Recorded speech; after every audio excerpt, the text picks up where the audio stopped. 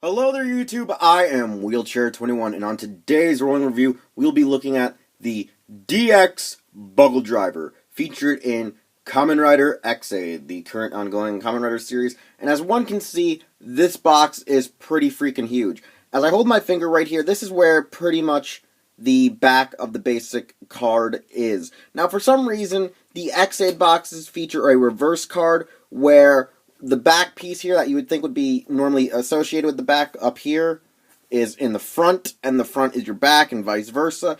It is a weird way to feature your box, but as you can see, we see level 10 Genm Zombie Gamer. Here, you see the Buggle Driver, you see that it comes with the Gashat, and pretty much the back of the box shows everything that one can do. You can make your driver, you can activate your Gashat, you can turn it into its actual Bugvisor, and it shows the variety of ways that you can use it, whether it be gun, chainsaw, or actually in conjunction with one's own gamer driver. Now, I don't have the gamer driver only just because I don't really see a need to really get this year's belt unless I can find it for cheap.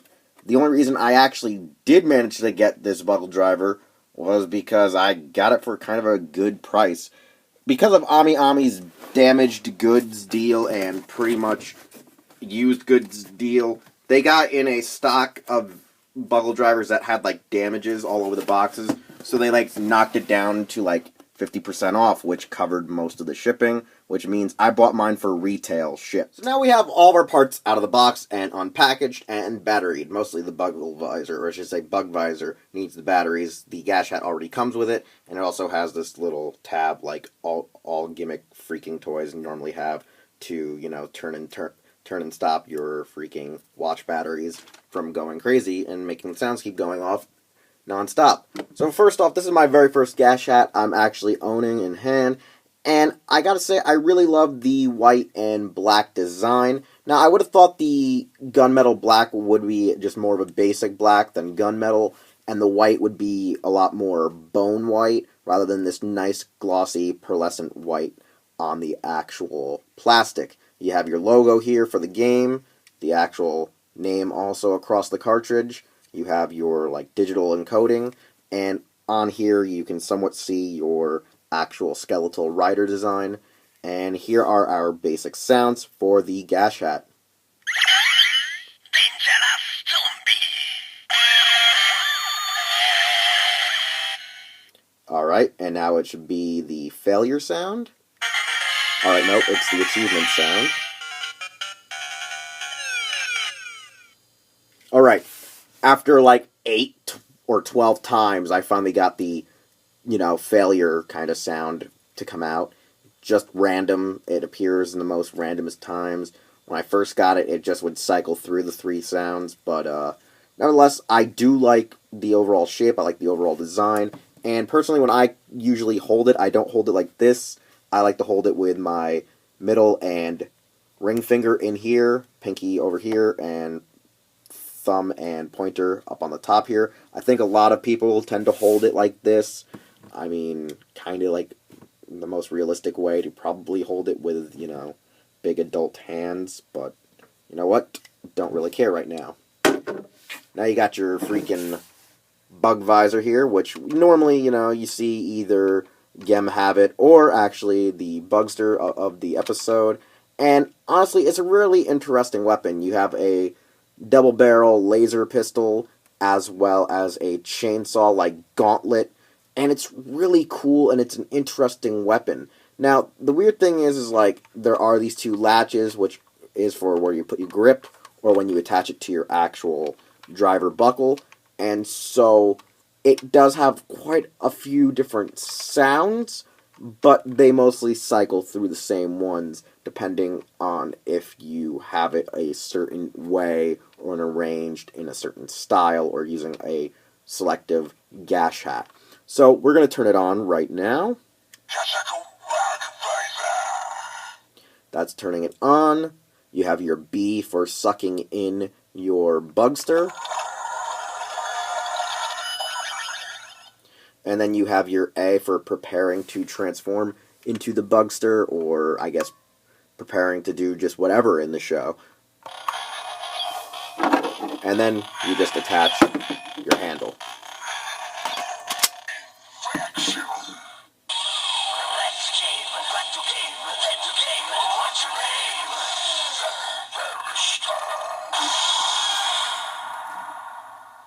Now, no matter what side you plug in the handle to, it will probably, or I should say most definitely, make the same sounds, as well as when you press A and B, it makes the same freaking sounds. So, this is your laser sound,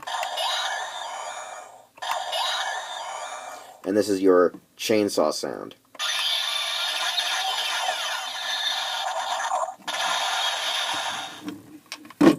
And then, when you put in your Gashat, I'm just going to use it right now to show how it looks when you just light it up for a basic attack as a bugster. And that's pretty much all that it practically does. And then you just press this red little switch right here. And normally it's supposed to activate, however, due to the fact it's not fully plugged in,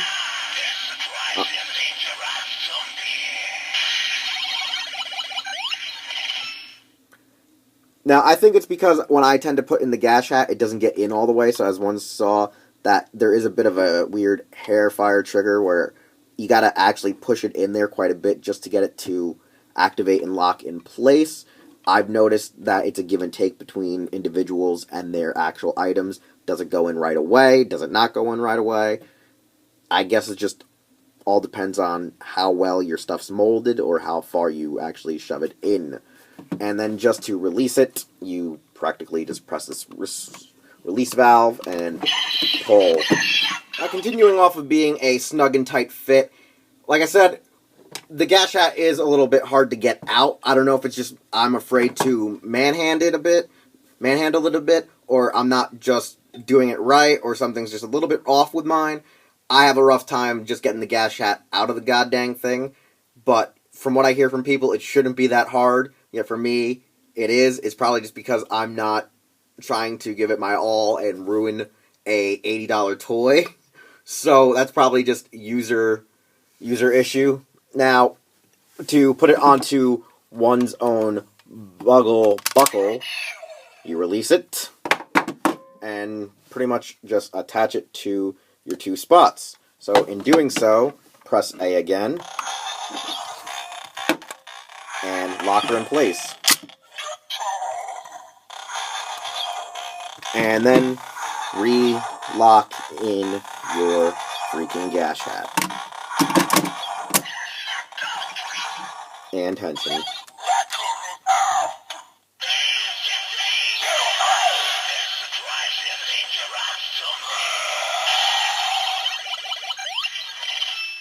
Now, the Henshin, for some reason, the red side just isn't that bright, I gotta say. That's my only complaint on doing the Henshin. It's weird, it's awkward. I would have thought it would have been a lot brighter than it really is. The white stands out more than the red, but overall I do like the sounds that it makes when transforming, and to activate its various finishers, critical end and critical death, you just have to double tap either or A or B. So with A,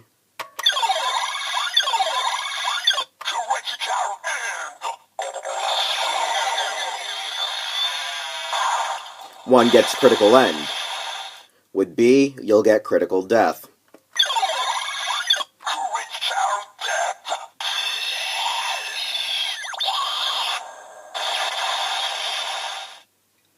And that's pretty much all your sounds. So it's evaluation time. For our final evaluation, the DX Buggle Driver gift set is honestly one set that one should not skip out on or not get while they still can.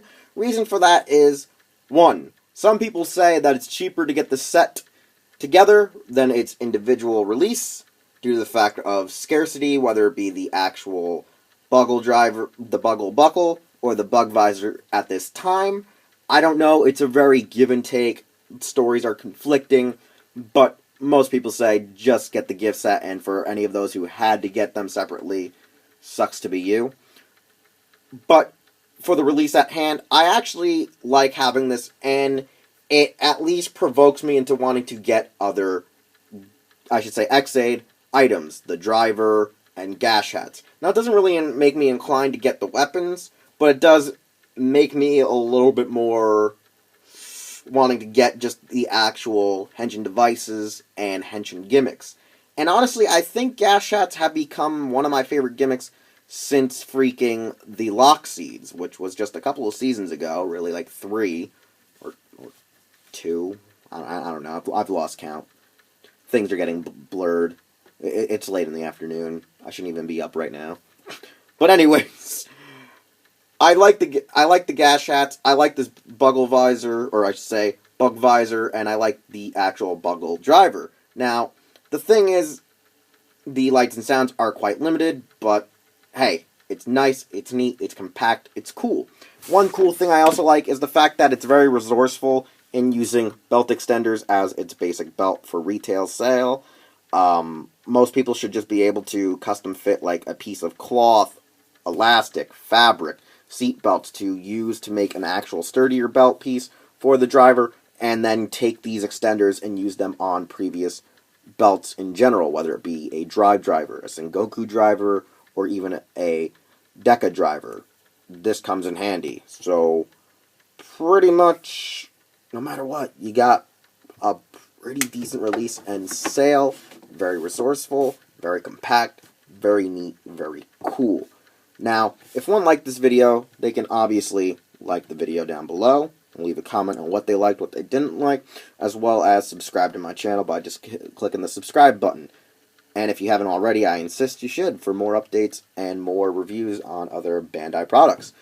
As well as, you can follow me on Facebook, Twitter, and Instagram, and you can see me at various websites such as Hero Taku, Henshin Justice, and my very own Hero Club, which is run by myself, XBen3000, Project RDM, SoundOut12, Darkon633, The Geek Fighters, and many more.